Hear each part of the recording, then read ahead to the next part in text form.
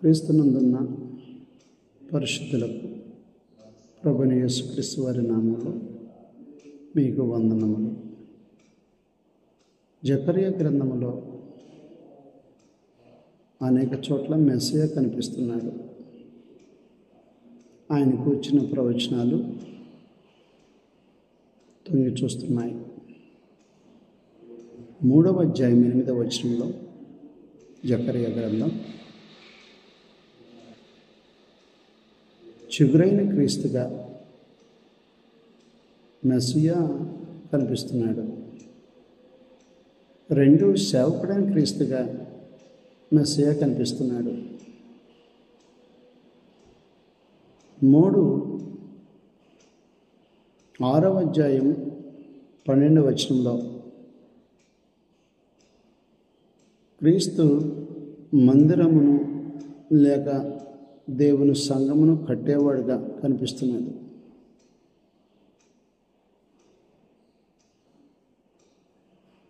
6వ అధ్యాయం 13వ వచనంలో ఆయన తన సింహాసనం మీద రాజుగా కూర్చుండి పాలించేవాడుగాను, యాజకుడిగా మందిరంలో తన కార్యాలు జరిగించేవాడుగాను కనిపిస్తున్నాడు. 9వ అధ్యాయం 9వ వచనంలో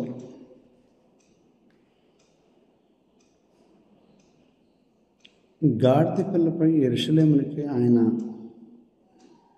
వస్తున్నాడుగా, ప్రవేశిస్తున్నట్టుగా మెస్సీయ కనిపిస్తున్నాడు. 9వ అధ్యాయం 16వ వచనంలో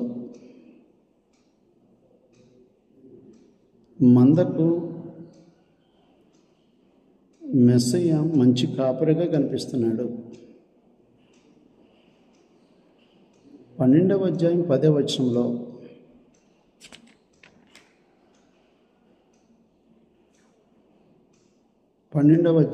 వచనంలో మెస్సీయ చేతులు పుచ్చబడ్డట్టుగా కనిపిస్తున్నాడు.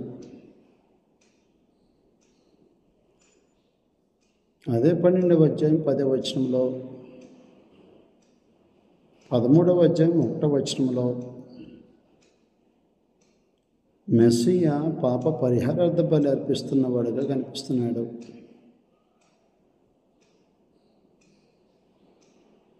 13వ అధ్యాయం 7వ వచనంలో మందకు కాపురైన మెస్సీయ హతం చేయబడిన వాడిగా కనిపిస్తున్నాడు. 13వ అధ్యాయం 6వ వచనంలో తన స్నేహితులు ఇంట మెస్సీయ గాయపరచబడ్డవాడుగా కనిపిస్తున్నాడు.